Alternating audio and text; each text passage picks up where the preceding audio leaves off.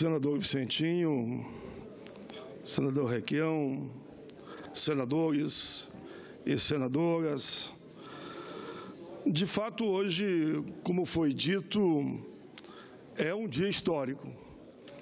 Eu estou há 30 anos no parlamento. Talvez seja um dos poucos que aqui entrou na Constituinte e continua até hoje. 4 mandatos de federal, 2 de senador. Confesso que nunca vivi um momento tão constrangedor como esse. Uma presidenta eleita pelo voto popular ser afastada de forma tão truculenta. Senhor presidente, eu viajei os 27 estados. Fui um por um, discutindo terceirização, que está vindo aí, e eu sabia disso, trabalho escravo, que querem aqui no Brasil regulamentar o trabalho escravo. Trabalho escravo a gente não regulamenta, a gente proíbe. Ainda bem que eu peguei a relatoria. Terceirização, senador Otto, felizmente também peguei a relatoria. Queriam aprovar, e eu tive nos debates, o tal de negociado sobre o legislado que está na carta do Temer. E o que significa negociar sobre o legislado? Significa rasgar a CLT, que construímos com muita luta durante as nossas vidas. Mas não é só isso. Querem mexer com profundidade na nossa Previdência. E sabe o que diz na Carta para o Futuro, ou Carta para o Precipício? Diz que a idade mínima será 65 ou 67. Mas depois aqui eu aprofundo mais. Também nos estados eu defendi a democracia e fomos aplaudidos, eu diria, por unanimidade em todas as Assembleias Legislativas. O povo não aceita ataque à democracia. Por isso eu digo, vice-presidente Michel Temer, eu estive com Vossa Excelência na mesa da Câmara dos Deputados. Vossa Excelência era presidente. Eu era secretário, nem sei segundo ou terceiro secretário. Sabe que naquele período eu respeitava Vossa Excelência. Estou agora muito chocado, indignado e, eu diria, muito triste. Eu queria, meu querido vice-presidente, lhe dar um conselho. É legítimo que qualquer brasileiro sonhe um dia em chegar à presidência da República. É legítimo. Queria lhe dar um conselho. Não o faça dessa forma, atacando a democracia e entrar pela porta dos fundos. Se meta ao voto popular e você pode ser presidente da República. Senhores, me parece que há uma onda muito grande, senadora Ana Amélia, sobre os homens que vêm do Sul, lá do nosso Rio Grande. Se olharmos para a história, vamos ver que Getúlio Vargas não deixaram concluir o seu mandato. João Goulart também não deixaram. Dilma Rousseff nasceu em Minas, mas escreveu a sua bela vida política lá no solo gaúcho. E também não querem, porque esses todos foram líderes que chegaram à presidência pelo voto, que eram candidatos não militares, mas pelo regime civil. Mas ela chegou. E se depender de nós, ela não sairá. Os senhores poderão ter uma vitória num certo momento, mas eu tenho dito, com a experiência que eu aprendi com os senhores no parlamento, ninguém tem 54 votos hoje, como ninguém sabe se nós temos 28. Será um bom debate, 6 meses. Vamos andar de novo pelo nosso país, conversando com o nosso povo, discutindo a democracia, se é legítimo ou não um presidente chegar onde ele quer estar pela via indireta. O nosso povo é sábio, é inteligente e faremos esse bom debate. Mas, senhor presidente, eu fui mais nesse período. Eu realizei mais de 20 audiências públicas só nesse período, discutindo democracia e juventude, democracia e os trabalhadores, democracia e os artistas, os atores, os poetas, os cantores, as mais variadas religiões. E na última delas, eu tive a alegria de receber o senhor presidente, o senhor que é o presidente da Corte Interamericana dos Direitos Humanos, o juiz Roberto de Figueiredo Caldas. E o que ele disse, senhor presidente? Para mim não ficar nessa história de pedalada e decreto, e pedalada e decreto, que todo mundo faz, que nós sabemos. Olhem nos meus olhos e me digam qual o governador que não deu pedalada, qual o prefeito que não deu pedalada, inclusive no meu estado. Nem quero falar do relator, que já foi falado aqui, o qual eu tenho por ele até muito carinho. Mas foram mais de 16 que deram as pedaladas. Se vale para um, por que não vale para o outro? Não dá para entender, não é sério. Beira para mim a irresponsabilidade, a forma que está sendo colocada. Senhor presidente, o que disse o juiz, presidente da Corte Interamericana de Direitos Humanos?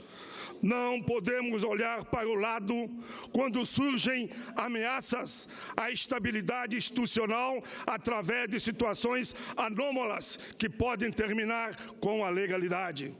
Lembrei do meu querido Leonel Brizola, meus amigos do PDT, da rede da legalidade. E disse mais: hoje não se põe fim à democracia com a intervenção das Forças Armadas. Agora isso acontece por meio de outros mecanismos.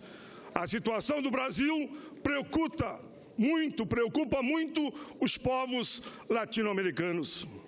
Ouvi também Luiz Almagro Lemes, secretário-geral da Organização dos Estados Americanos, OEA, que disse, olha o que ele disse em relação se é ou não crime de responsabilidade.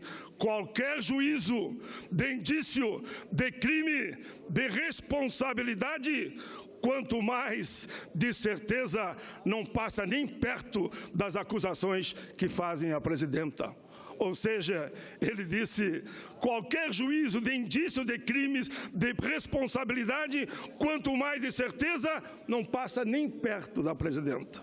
Desrespeitar os limites determinados no sistema constitucional brasileiro afeta a estrutura de funcionamento do sistema e distorce a força da Constituição e das leis. Senhor presidente, ele diz, estamos no sistema presidencialista. Existe um contrato entre as pessoas e o eleito. Isso tem que ser respeitado com a máxima certeza jurídica que embasa a democracia para garantir o cumprimento do mandato. Senhor presidente, um dos revolucionários do meu Rio Grande disse um dia, eu quero leis que governem homens.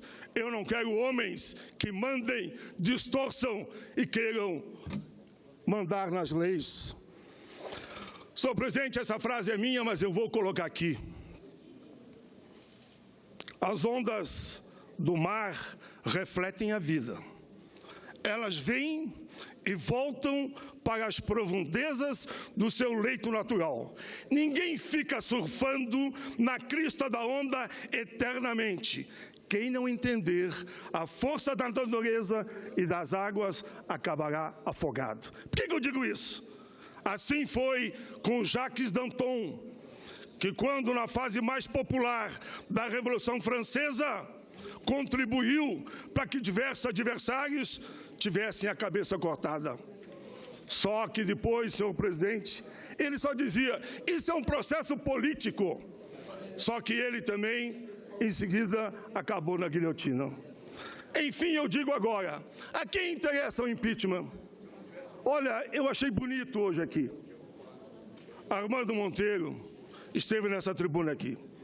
ele é ex-presidente da CNI, Confederação Nacional da Indústria, e é contra o impeachment. Se os próprios empresários são contra o impeachment, afinal, quem é que está por trás desse impeachment? Está aqui, repito, e ele usou a tribuna. Armando Monteiro, que até ontem foi ministro, fez questão de vir aqui e dizer, como ex-presidente da CNI, Confederação Nacional da Indústria, é contra o impeachment. Na comissão, eu assisti, esteve aqui a ministra da Agricultura, Cátia Abreu, presidente da CNA, Confederação Nacional da Agricultura. Não estou falando do MST, não estou falando dos pequenos agricultores, estou falando da senadora Cátia Abreu, presidente da CNA, Confederação Nacional da Agricultura, que veio aqui dizer que é contra também o impeachment. Os poetas são contra o impeachment, os trabalhadores são contra o impeachment, os artistas, os constituintes, grande parte das mulheres, com o movimento hoje de 5 mil mulheres em Brasília, a juventude, aqueles que são contra os preconceitos, os deficientes, enfim, quem é que quer esse impeachment? Vamos nos olhar claramente e perguntar a nós mesmos, olho no olho, quem quer o impeachment? E é preciso lembrar, como é que nasceu a história do impeachment? Eu conheço a Câmara e conheço o Senado. Só surgiu a história do impeachment porque o senhor Eduardo Cunha chegou e disse o seguinte, ou os 3 votos do PT na comissão de ética, voto do meu lado para me salvar aqui, ou no mesmo dia eu abro a proposta do impeachment. E o PT muito bem fez e disse, não tem chantagem, você vai para a comissão de ética e se depender dos 3 votos do PT, você vai perder o mandato. E palmas para o PT, fez certo, tinha que fazer isso mesmo, não tinha que se intimidar. E ele, então, deu uma coletiva, eu estava assistindo, olha, agora eu resolvi que eu vou aplicar o impeachment, e o impeachment chegou aqui, por obra dele. Enfim, senhores, eu não consigo, de jeito nenhum, aceitar tudo isso que está acontecendo. E outra coisa que eu tenho que dizer antes que eu termine, que eu vi que o meu tempo é pouco, eu tenho muito para falar. Ora, meus amigos e minhas amigas, eu aprendi na minha vida a respeitar acordos e compromissos que eu firmo. Eu não consigo entender que aqueles partidos que até ontem estavam dentro do governo, queremos ou não, desfrutando do poder por dentro do governo, e de repente saem do governo, no outro dia fazem uma oposição ferrenha, como se não tivessem nada a ver com aquilo. Eu não consigo fazer isso. Uma que, graças a Deus, eu nunca dependi de governo, de favor de governo nenhum, no longo de toda a minha vida, no longo desses 30 anos. Falo com tranquilidade. Não tenho um cargo, nunca vou a ministério, faço o meu mandato aqui defendendo causas. As causas que dão energia para a minha vida, e por isso eu estou aqui. E essa causa é a causa maior, é a democracia. Não tem causa maior do que essa. A democracia é a causa que dirige a liberdade, a igualdade, a justiça, os direitos humanos. É pela democracia que eu tenho a saúde, que eu tenho a educação, que eu posso estar nessa tribuna, senão eu não estaria aqui falando para vocês. Por isso eu sou um amante da democracia e pela democracia eu dou a minha própria vida. Teve alguém que disse, não te expõe, não vai para a tribuna. Venho para a tribuna sim, porque minha alma, o meu coração, o meu sentimento, a minha energia tem que estar aqui para dizer, com a democracia, tudo, sem a democracia, nada. Dizer para vocês, com enorme satisfação, que no longo da minha vida, eu aprendi muito que nas horas mais duras a gente tem que ser forte. Vocês não sabem o que é o menino negro, nascido no interior do estado, quando um dia uma professora me disse, lugar de negro é arrancar paralelepípedo, eu disse para ele que não, e hoje ele é obrigado a bater